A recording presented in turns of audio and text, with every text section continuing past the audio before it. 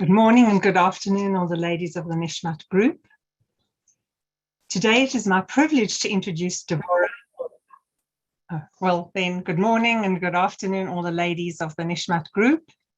Today it's my privilege to introduce Devorah Sisso, who's an internationally acclaimed Torah educator, motivational speaker, and a life coach. As Nomi said on our group, Devorah is a wonderful speaker and we are very lucky to have her. Devorah lives in Yerushalayim. Born in Israel, she was raised in the United States. She has a gift for connecting with Jews from all walks of life. Her energetic and soulful presentations have inspired literally thousands of people from across the Jewish spectrum, ranging from college students and birthright participants to seminary students and young professionals. Devorah is especially known for her incredible life story and her well-known Breakthrough series, a 6-part training course on the power of the mind and the law of attraction based strictly on Judaic sources. Devorah has since developed Breakthrough 2, a deeper look into the inner workings of the nefesh and how to heal it through a Kabbalistic technique called Ein Habdolach. Stay tuned for her Tomer Devorah course and more. You can follow her on all social media platforms, join her WhatsApp groups for Parshas of Shavua, Shmiras Haloshen, and subscribe to her newsletter and more. Nomi, as always, will be posting her information afterwards. So with that, Devorah, it's our honor to introduce you and we very much look forward to hearing you. Thank you so much, Rebbetzin. Wow, thank you very much. I appreciate that. Hello, everyone. My name is Devorah Sisso, and I am very excited to speak here. And the topic for today is the power of Tu Bshvat. Tu Bshvat, as we know, is upon us tonight and tomorrow. And growing up, even though I went to Beis Yaakov and I went to camp, and I've lived through many Tu Bshvats, Baruch Hashem. There wasn't so much. I didn't hear so much information about Tu Bshvat. Tu Bshvat was the day that you ate dried fruits, and it wasn't really considered a yantif. It wasn't really something that we learned about. But as we get closer to Yemos Mashiach, as we get closer to the beginning of a new day, the beginning of a new era, more and more and more Torah is being revealed to the world. More light is being shed on different aspects of Torah. And I feel like today, the Tu B'Shvat that we're about to learn about today, and the Tu B'Shvat that I've been learning about for the past few years, is really very telling of the time that we're in.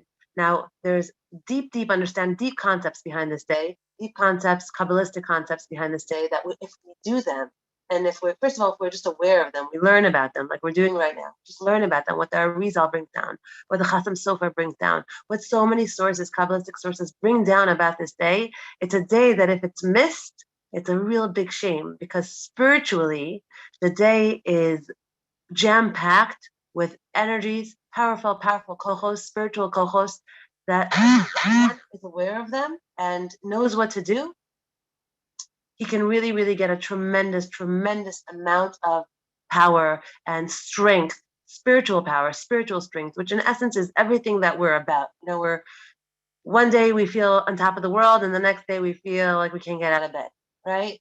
Human beings fast the day and they're already, they have no energy and they're half broken and they can't move, right? A day or 2 days, let's say, right? We're pretty fragile beings. And so therefore, really, we can use all the help we can get, especially in the realm of emotional, mental, spiritual. In that realm, we can use all the help we can get because we are living through times that are not simple times. So many people all around me, anyway, are sick, physically ill, emotionally broken. And I just see it wherever I go and I speak to so many people, and people are really lonely and hard times for so many of us.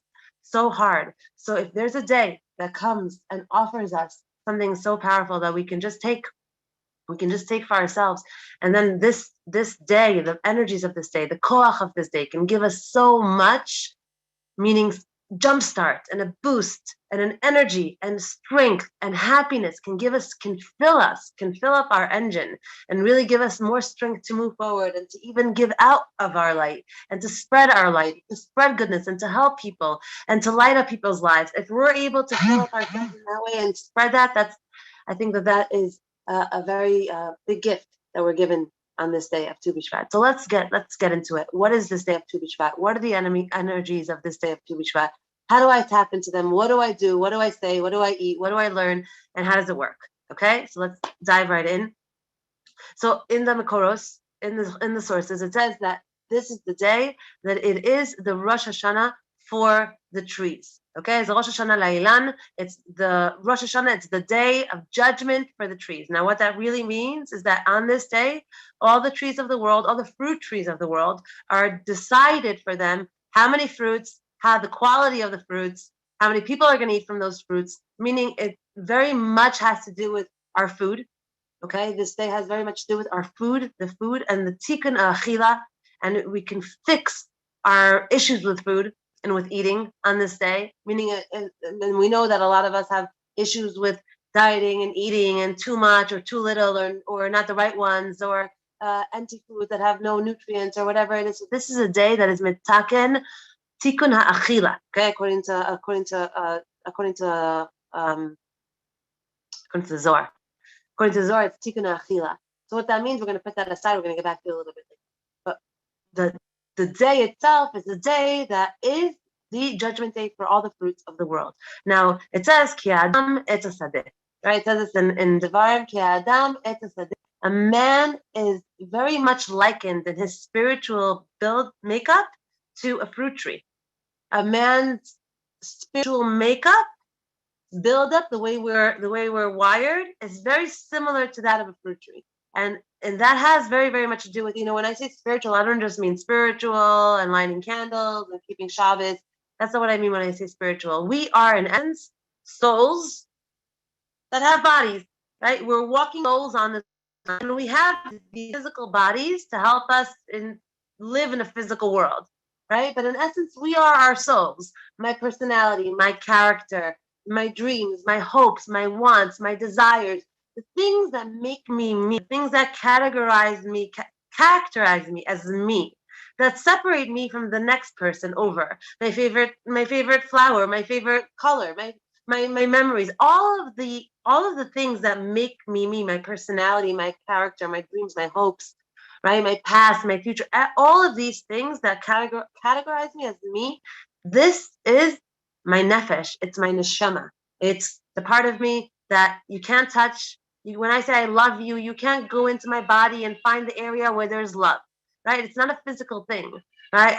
The parts of me that make me cry from happiness, from inspiration, from sadness, all of the deep parts of me that make me who I am are things that you can't measure, you can't weigh, you can't outline. All in the realm of the spiritual. It's all in the neshama. That's where you are. That's who you are. That's what you are. The body is just a physical expression of the soul in this world in order to be able to facilitate everything that we need to do in this world. So this learning, what we're doing right now, is we're understanding that the spiritual aspect of a human being is likened to that of a tree, according to the Torah. And that means the way we grasp ourselves and then teach ourselves how to grow, how to live, how to act, how to be in this world, the more I'm able to invest in myself and teach myself, the more fruit I'm going to get from myself, the more I'm going to be able to reap my own fruit, the more I'm able to benefit from all the labor and then have the fruits of my labor. And I'm able to, that's going to give me my joy. That's going to give me my happiness. That's going to give me my well-being, my contentness that I'm looking for so much in my life. That's what it is. So the Torah is telling us like this. It's telling us you want to know how to be as a soul living in a body, how to get through this world. You want to know how to do that?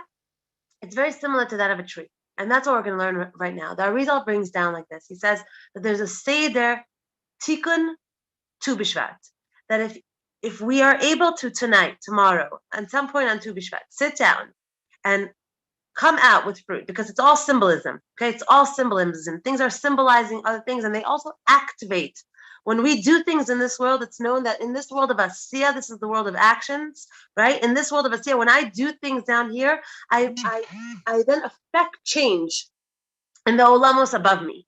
Okay, I affect change. And what happens? What's the big deal that I affect change in the world above me? For example, you take a 10 shekel from your pocket, dollar bill from your pocket, and then you extend, and now you give it to another person. What you did in that moment is also you took money and gave it to somebody. But by the fact that you did that, now you created energetically, you created a force in the world. It's called giving. That energy that you created, you just added that to the communal energy pot. You added that to the world. When we say, I want to change the world, when I say I want to make a dent on this world, when I say I came into this world for 70, 80, 90 years to make a change in this world, to affect as much change as possible, how do I actually do that? By building huge companies? By traveling to Africa and saving how do I actually actively do that?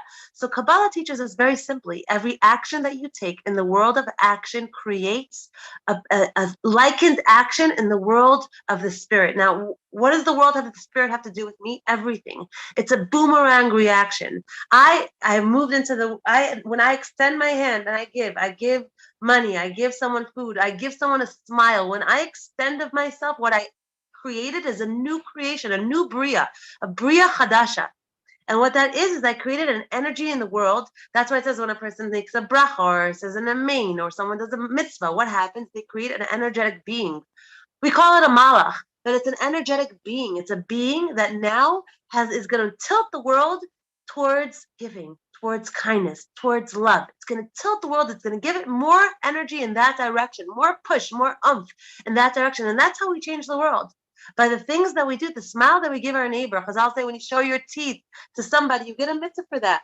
Meaning you can smile at them and then you can smile at them. Hi, good morning. How are you? Right? Showing someone your teeth, it's a mitzvah. Now, what is a mitzvah? What in essence it is, it's all energy. It's all energy.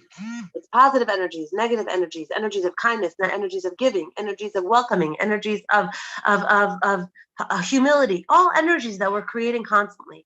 So what we're doing on this night of Tu Bshvat is that we're understanding three main things. Number one, the Arizal explains, take 30 types of fruits and nuts, and I'll get to all the details at the end of this.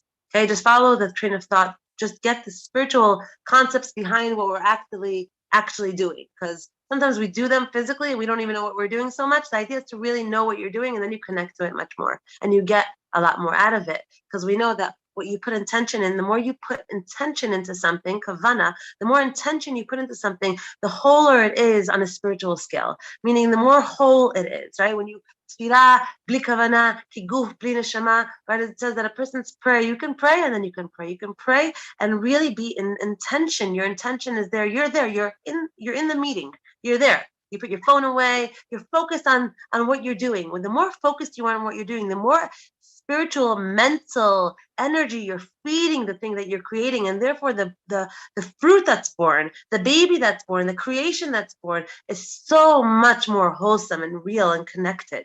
And that's what we're trying to do. So he says like this, the Arizal brings down, he says to take 30 types of fruits, split them into three categories. The first category is keneged. It is in terms of similarity, it's most similar to the world of Bria, the world of creation. Now, what's the world of creation? There are 5 olamos. We're going to talk about 3 today that the Arizal brings down. There are 5 olamos. We are the lowest world, the world of action, like I said before. Above us is another world, above us is another world, and 4 worlds on top of us. The world of Bria is the 3rd world. The world of Bria is the world where it's all good. It's good. There's no bad. There's no bad. It's all good. Can you imagine living in a world that's all good? So that's the world of Bria, all good. Okay? There's no negative anything. There's no bad, evil people. There's none of that. It's all good. Okay? And that when we eat from those fruits, what are those fruits? Fruits that don't have a peel and that don't have a pit in the middle. That you can eat the whole thing. You can pop the whole thing into your mouth. For example, like a grape, right? Or like a fig, where there's no peel, you pop the whole thing into your mouth and you enjoy the whole thing. There's no ra, all tov, right? And that's also in in terms of understanding the concepts behind what Al Rizal is bringing down, why we should eat things this way and why it should be this way, he says that really, in essence, the point of everything that we're doing right now, the point of all of these fruits and all of the Seder, Tikkun, Shiva, Tu Bshvat, sitting around, having all these fruits and having the Kavanah and learning the Torah and even singing some songs. And doing, the reason for this whole, almost like Lela Seder, almost like Seder night, the reason for this is that we're creating energies that are going to give us a tremendous, tremendous boost emotionally, mentally, and spiritually if we're able to use this day right.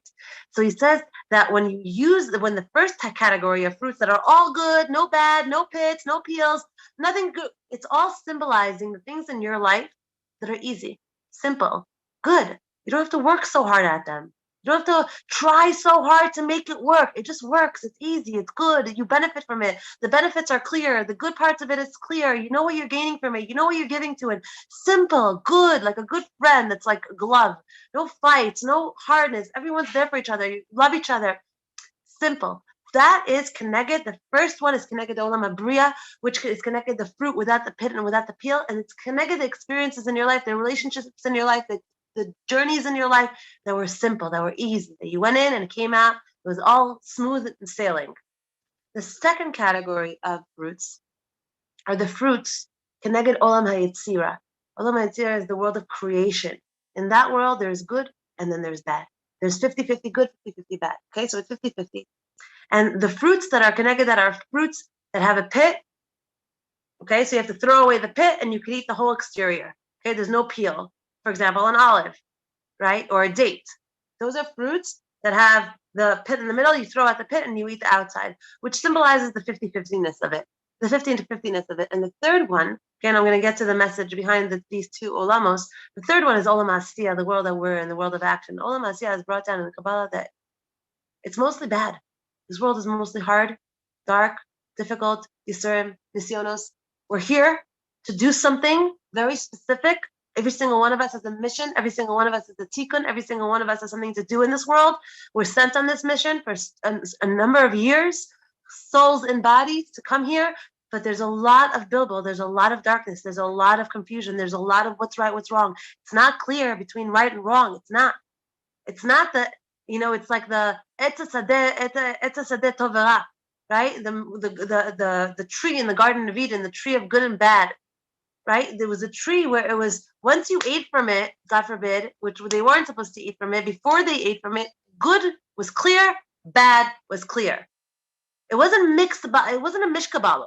It wasn't like, what, I trusted this person my whole life and turns out that he was a Rasha? It wasn't this mind, like, how could it be? I trusted this, I trusted that. How could it be? That's Eitz Das Tovera after the sin. After the sin, it wasn't black and white anymore. After the sin, it became gray. Good wasn't so clear. Bad wasn't so clear. And so therefore, the third category is of the Olam Hasiyah, which is the world that's mostly dark. So it's the world where the fruit, the good, the benefit, it's hard to come by. It's hard to feel. It's hard to see. That's going to be the one with the hard peel on the outside and the fruit on the inside, where you have to, in essence, peel away the peel in order to get to see what's good here. And the peel stands for also, here it says here that the peel is a klipa hamachitza shemegina alav mipnei hatum'ah. The peel energetically and spiritually is this concept that symbolizes the thing that protects us energetically, the thing that protects us from the dark elements, from the dark powers in this world, the thing that protects us, that's the peel. And in this world, in Olam Asiyah, we don't have the peel. We have to remove the peel's removed from us. We're pretty vulnerable. We're pretty vulnerable to the world that we're living in, the dark, hard realities of the world that we're living in, the homes that are, that are hit with hard things, whether it's illness, whether it's parnasa problems, whether it's problems with children, whether it's sickness, whether it's so much, everyone's dealing with so much, right? And that's the peel that's not protecting of us. So what's that fruit? The fruit's going to be a fruit that we have to peel in order to be able to get to the fruit. So that's going to be pomegranates, almonds, nuts, right? Those things that have a hard peel, we have to peel them away in order to get to the fruit. And in these last two categories, the message behind these two concepts are Sometimes the things in our life that are not simple, really, really hard, difficult, the relationships, the people, the things that are coming so hard to us, like raising our children to have them be happy and healthy, or making a good parnasa, or getting married, or being well, or certain being married, staying married, happily married, right? All of these things in our life where sometimes we have to really look in order to find the benefit, in order to find, sometimes we have to really, really search, where it's not simple, it's not easy, it doesn't fit like a glove, where it comes really, really hard and really, really difficult to actually find the light at the end of this tunnel, to actually find the benefit, the goodness to this relationship, to this reality, to this illness, to this thing that God has landed on us, right? It's really, really hard. And that's the second two categories of things that we kind of have to like either like peel away the top layer, the superficialness, maybe the top layer of what we see, what meets the eye, and go deeper into really what's inside of that person, into really who they are and what they are. Maybe it's the fears, maybe it's the pain, maybe it's all the things that's creating a really tough exterior, but really inside they're soft and they need love, and they know how to love, but they're just too afraid. And sometimes we have to not get confused by the exterior of things, but look deeper and go deeper and peel away. And sometimes we have to stop thinking that there's something at the heart of the matter here. Stop thinking that maybe we need to get deeper and understand more about the pit, about the heart of the matter. Sometimes we have to remove the pit. Sometimes we have to sometimes understand that the benefit that we're going to gain from this relationship, from this experience, from this part of our lives, is specifically is dafka from the superficialness of it, from the outside of this. Maybe we don't have to think so hard about this. You don't have to understand this so much. Maybe it's just kind of what you see is what you get, and that's where the benefit lies for you. So the Rizal explains that the goal of this seder, of this splitting up the fruits into three categories, and to having three types of fruits, is in order to understand how to live with all of these concepts together in our life. And if we're able to bring it all together, the good, the bad, and the ugly, we're able to bring it all together and say, I'm going to find the good in all of these three things. What do I mean by when I say the good? What do I mean, find the good in all these three things? Life is hard. Life is not simple for all of us, for a lot of us, for many of us. Life is hard. And for most of us, we're pushing hard. We come to these groups. We learn. We daven. We try. We're givers. We do chesed. We push ourselves spiritually, emotionally, energetically, but we're human beings. And we have days that are just larger, too big for us, too hard for us. We hear about this one story and that one story, and then what this one's going through and what that one's going through. And it's just, it gets, it's hard. In Israel here, 80% of the country is like in bed at this moment. People are sick left and right. Everything is falling apart. The school system, the banks, there's no one around. I went to the gym the other day. There were no gym teachers. They're all sick, right? Like everyone's really, really feeling it here. And the idea is the Seder Tu B'Shvat is going to, if we have the right kavanah here, it's Hashem. I am here present doing the Seder Tu B'Shvat based on the Arizal, based on Kabbalah, because I understand that the nitzotos that I'm lifting up from these fruits, it's not the fruit that I'm after, it's the nitzotos that I'm after. The nitzotos that I'm lifting up from the fruit is the things that are good and simple in my life, the things that are complicated and that I have to search deeper and I have to peel away the peel, and I can't get caught up in what I see, but there's so much underneath the surface, and the things that are just really, really difficult at the heart of the matter. I just don't understand them. I don't get it. I don't understand. But sometimes I have to let go. And sometimes I have to just give up a little bit, and give up in a good way, just to let go and allow all of the circumstances of my life basically fall under the three categories, these three categories. So God, basically what we're saying here is, Hashem, I'm here putting all of these three things together, combining all of these concepts in my life, all the things, the question marks, the fear, the pain, the trauma, the good things, the easy things, the simple things, the wonderful things, the blessings, the chesed. I'm taking all of it, and what I'm understanding from it is that I am the fruit, I am the tree, and the fruit that I bring into the world, my actions, the things that I say, the things that I don't say, the things that I do, the things that I don't do, all of my actions are tied up into how good my fruit will be, into how good my fruit, when we say fruit, it's the fruits of our labor. The fruit of a man in this world is what he does. It's what he does or doesn't do. That's the fruit of our labor. How much we give ourselves, to know how much to give, to know where to give, to know how much to do, to pray, to act, to smile even when it's hard, to know when to love myself, to know when to focus on other people. All of the actions that I do in this world, from lighting candles to serving a meal, to saying Asher Yatzar, to raising my family, to taking a stroll in the park, all of the actions, to eating, every single thing that I do in this world are the fruits of my labor, are the fruits of my actions. The fruits of your actions, the fruits of your labor are only going to be as good, okay, as wholesome, as long lasting as what? As your intention, as your presence, as your being there in the act of it. You're raising your children, the fact that you're giving them and you're doing for them and you're feeding them and day in and day out and day in, that the actions that you're doing are building worlds, They are the fruits of your labor. That is what you are going to reap in the next world. And that's what you're going to also reap in this world. Those are the fruits of man's labor, with the actions that he does, him being mashpia in this world, of having effects on other people and caring about other people and doing for other people and lighting other people's lives up, lighting them up in whatever small way I can. Those are the fruits of our labor, of our lives. Those are what we're going to be eating and reaping in the next world, and our children in this world. It says that a person's children are their feet in this world. It's their feet in this world. They're going to do the actions for them in this world when the person is in the next world. These are all of our labor. This is all of our fruits. So when we sit and do this Seder Tu B'Shvat, also it's good to have a bottle of white wine and a bottle of red wine. Okay, a bottle of white wine symbolizes I'm just gonna take you through all of it in a minute, but we'll get to it in the end.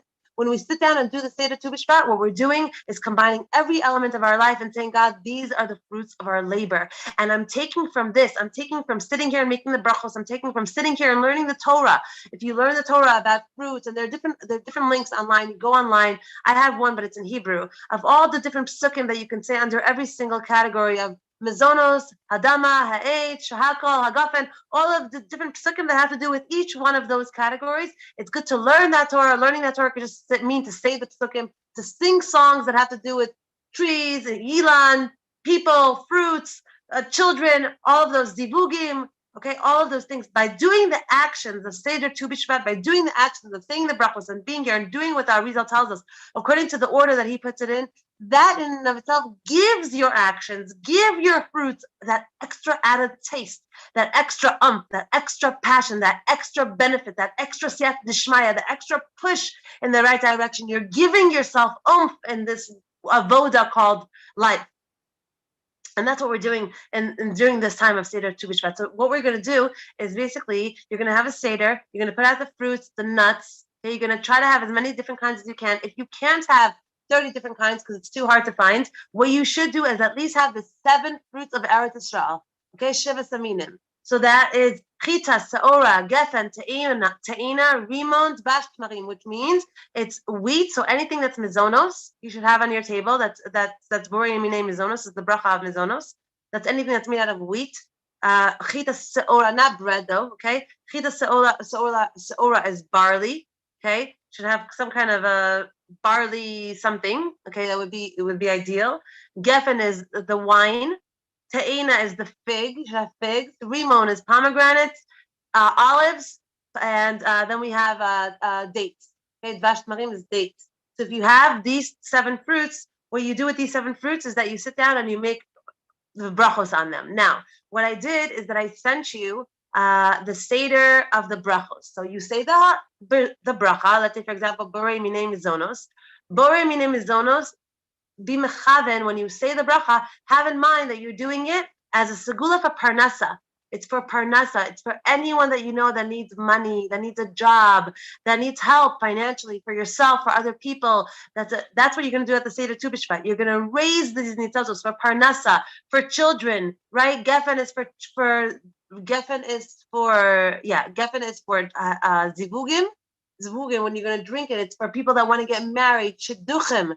I'm going to send all of this to you. If you want to download it. It's going to be sent to, I guess, your WhatsApp, and nobody's going to send it out. Okay, the Seder of it, it's what the bracha is, and then what each one has in mind, what you have to.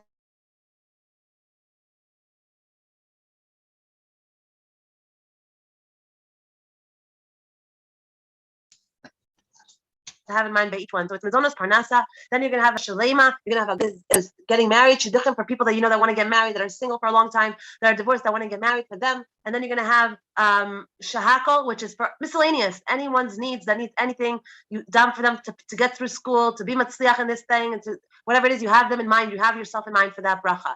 And you learn psukim, and the wine symbolizes, the white wine symbolizes the olam of Bria and Yetzira, which is the world of, no, I'm sorry, that's the red wine. The white wine is the wine that symbolizes this world of darkness, of hardships, of making it sweeter, and the red wine is when it actually blossoms into the bracha, that it's the abundance.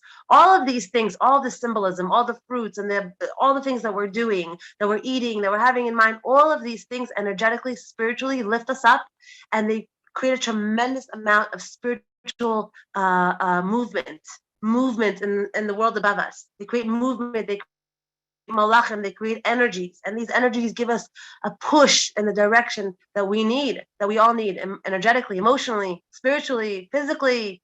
We need this, and this is a time that I think that is, and not just, I don't think anything. It's according to the sources, it's misugal for a tremendous amount of Yeshua, blessings, salvations. And it's a big time for zivugim, any kind of zivugim. You're looking for an apartment, you're looking for a spouse, you're looking for a job, any kind of zivugim. It's a big time to Bshvat as well, very big time to focus on that and daven for that. And remember, the focus behind everything is God. Make my fruits good, make my fruits quality fruits, make my fruits delicious, make my fruits long lasting, make my fruits that make an impact on this world, that will satiate many people that come after me. My fruits should be real fruits. I shouldn't just be, someone that, God forbid, was born, lived, and died, and kind of didn't really make any kind of impact on the world. How my actions in this world be in alignment with what you want. How my actions in this world create fruit, create a reality, give birth to new amazing things in this world that will bring Mashiach, that will rebuild Beis Hashem, the Beis Hamikdash. I hope everyone has a beautiful Tu B'Shvat. Thank you so much for being with me and listening, and I hope to learn with you many, many more times in the future. Oh, that was amazing. Thank you so much, Devorah. Would anyone like to ask any question? I mean, you explained everything so magnificently, and I look forward to getting the charts as well. Yes, Linda, I'm going to send it out. Devorah, to know me. I'm sorry I'm not showing my face, but I just want to tell you, I want to thank you so much, Devorah. And I want to tell you that nobody takes it for granted that people like you come on and take your time and your wisdom and your talents and your neshama and your beauty, and you share it with us. And you teach us to have a karas hatov and to really appreciate doing this. So I can't thank you enough of how beautiful that was. Really, you shared your soul, you shared your heart, your soul, really your talents, your beauty. And I want to tell you, it's so appreciated. You changed our Tu B'Shvat, and I just want you to know that. Thank you so much. Thank you very, very much. The part with the white wine, I see someone's asking what the white wine represents. I will also send it to Nomi so she can send it out to everyone, because I don't have it right in front of me, but I want to get it right. So I'm going to send it to her. Thank you so much, everyone. You're so beautiful. Thank you so much for the thank yous. It was my pleasure. It's my honor. My hope and my wish is that we all feel good, and that we're all feeling connected, and that we all feel loved in our lives. And whatever way we can help each other, that's everything. So thank you so much. And you're a beautiful light, Devorah. You're a beautiful light. Thank you so much. I'm gonna cry. Thank you. Okay. Thank you so much. Is there any question that anyone would like to ask? Yes, Devorah, are you able to just repeat the three worlds that you had mentioned? Yes, sure. The three worlds are Olam HaBriya, which is the highest world, Tov, there's no bad. The middle world is Olam HaYetzia, the world of creation, where God uses that world to create. And there's good and bad, 50-50. And then the last world is our world, the Olam of action, Olam HaAsiya, which is mostly bad, which is mostly difficult, which is mostly dark. The Olam HaBriya is called what? All about world of creation, the world of creation. the first is the world of creation. The second is the world of. I'm sorry. The world of Bria is creation. Yetzira is anybody? Yetzira. It's also creation. It's just another form of creation. Okay, It's that's where I was like, getting confused. That's why. Right. Okay. So they're both it's another, creation. it's another act of creation. There's the actual Bria, there's the actual creation of the baby, and then there's the Tzirat of Vlad, where the baby is actually formed. That's the world of Formation. Formation. Yeah, Okay. formation. Formation. Got Yes. it. Great. Thank you so much. Fantastic. Can I add something? Yes, of course. Yes, I want to tell you, it's like only through difficulties, through the pain, through the challenges we go through, we can discover our true soul, our true connection to Hashem. In this case, we need to have this blessing, not to scare about difficult times, to feel blessed that we can understand and learn more about ourselves and to become the best we can be. It's the biggest blessing that we can tell each other on the Seder.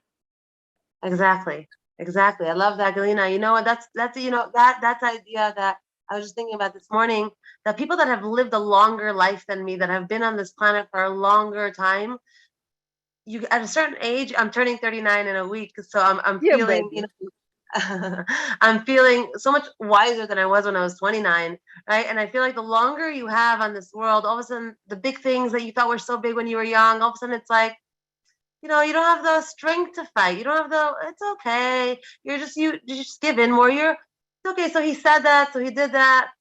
Where when you're younger, it's like, he said that, he did that. It's like, so the longer you spend here in this world, all of a sudden you realize what's really important, what's not so important. And what you're saying is something so deep, because coming from you, you're older than us and you've been here for a while. Really, the hardships are where the gold nuggets are. And that's what you're saying. And that's the big deal. Thank you so much. Thank you're beautiful and you're young. And I tell you, it's with age, I tell Hashem, thank you for when you become older, you get more wisdom. You have more desire to learn. You have two choices: to grow older and feel, I'm old, I'm not there for anyone. Or you can feel blessed. I'm older, I can learn wisdom. I can share this wisdom. I can give other people. Yes, you have to. That's your duty right now. That's your call right now. Yes, to help other people. Yes. But this comes from Hashem. It's not me who behaves this way. It's Hashem bless me with the ability to see this light. You're amazing. You're amazing. You're on the right track. Let me tell you, Galina. Everybody is amazing. Thank you. Especially the last line. It's all Hashem, 100%. Yes. Thank you, ladies. Thank you. And thank you so much once more, Devorah. It's been an absolute pleasure, and we look forward to enhancing what you've said with the notes that you're sending. Thank you, Linda. Thank you, Linda. Thank you so much. I have one more question. May I call quick? Sorry, someone saying something?